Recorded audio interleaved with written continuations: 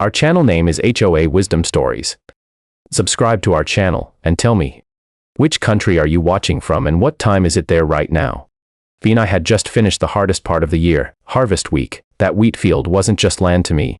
It was my grandfather's legacy, my father's sweat, and my entire livelihood rolled into golden stalks that shimmered under the July sun. After months of battling drought, pests, and machinery that always broke at the wrong time, my wheat was finally ready. I had calculated the numbers. 1 good truckload would pay the bills. 2 would help me breathe for the rest of the year. 3 would let me fix the roof in the old farmhouse. I didn't expect trouble. But when an HOA president is bored and power hungry, trouble finds you even if you're minding your own field. Her name was Cynthia Hollingsworth, but everyone in our town called her the Hawk, because she watched everything and everyone like she owned the air they breathed. Her HOA bordered one side of my property, a modern suburban block built just 5 years ago on what used to be open farmland. Cynthia hated anything messy, which to her included my tractors, my barn, the smell of hay, and apparently even the sight of a wheat field. She told me once, "Your farm ruins the view of our community." I laughed back then. But I wasn't laughing when the fire trucks came the day she burned my field. It was a Tuesday evening. The sun was setting, the wheat was still standing tall, glowing like honey. Then I heard shouting, then I smelled smoke. Then I saw flames. They were spreading fast, a bright, roaring wall tearing through the field I had nurtured since spring. I ran toward it with my jacket over my face, trying to swat down the smaller flames before they could grow. My neighbor Trevor, a rancher, grabbed his water tank and rushed in to help, but the fire was too big. By the time the fire department got control, 60% of my harvest was gone. Cal, the chief, walked up to me with his helmet tucked under his arm. "We found the source," he said. A discarded firework. My eyes locked immediately onto the row of HOA houses. And standing right in front, hands on her hips, was Cynthia. She wasn't helping, she wasn't apologizing.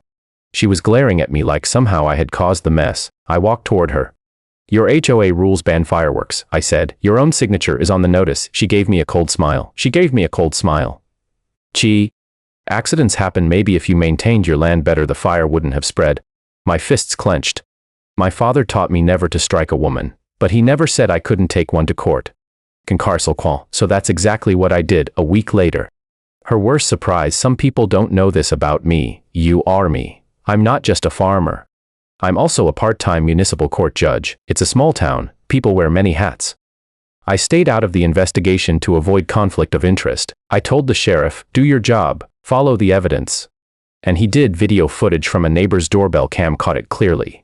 Cynthia in her backyard, lighting a firework. And she watched it shoot over the fence. She watched it land in my dry wheat. She watched the flame start. She walked inside. The sheriff filed charges: arson causing property damage, violation of HOA safety ordinances, reckless endangerment. Her court date was scheduled for the following Monday. I wasn't presiding over her criminal case. That went to the county judge. But the civil suit for damages? That landed right on my docket. The moment she walked into my courtroom, she froze. Her mouth dropped open. Her eyes went wide, because there I was, sitting behind the bench, robe on, gavel close. "Good morning, Ms. Hollingsworth," I said. "Please take a seat." You can't be the judge," she sputtered. I raised an eyebrow. "The county assigned me this week's civil docket 2 months ago. If you believe I can't be impartial, you may file a motion for recusal." She didn't file anything, because she knew she didn't have a leg to stand on. The courtroom showdown. Her lawyer tried everything. Your Honor, my client denies responsibility. Your Honor, the video is unclear. Your Honor, the fire could have been caused by other factors. But the sheriff's report, witness statements, and the video footage spoke louder than any excuses. Then I asked her directly, "Ms. Hollingsworth, can you explain why you were lighting fireworks on a weekday evening despite your HOA's own ban?" She tried to lie. She tried to spin the story. She tried to blame me. But the truth was a stubborn thing. I was just testing them, she snapped. "I didn't mean for it to go on his crops." "Yet it did," I replied. "And you made no attempt to report or extinguish the fire." She folded her arms and looked away. That was all I needed.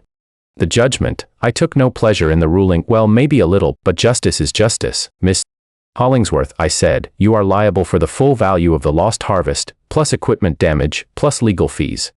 Her jaw dropped. Her lawyer stared at the table. The courtroom fell silent. "The total amount," I continued, "comes to Botter Slope battle payable within 90 days. She nearly fainted. But I wasn't done. Additionally, due to your reckless actions, the HOA is ordered to implement a mandatory fire safety education program and revise its enforcement policies. The HOA board member sitting behind her groaned audibly, "Justice served." The aftermath: within a week, Cynthia resigned as HOA president. Within a month, the HOA had reimbursed me in full. Within 3 months, I replanted the field, and thanks to community help, donations, and a late rain miracle, the next harvest was one of the best I'd ever had. Whenever I drove by the HOA neighborhood, people waved and smiled. They didn't see me as just the farmer next door anymore. And they saw me as the man who stood up against a tyrant and won. As for Cynthia, she moved out, sold her house, left town quietly. And rumor has it, she now lives in a condo where the HOA president is even stricter than she ever was. Poetic justice, if you ask me.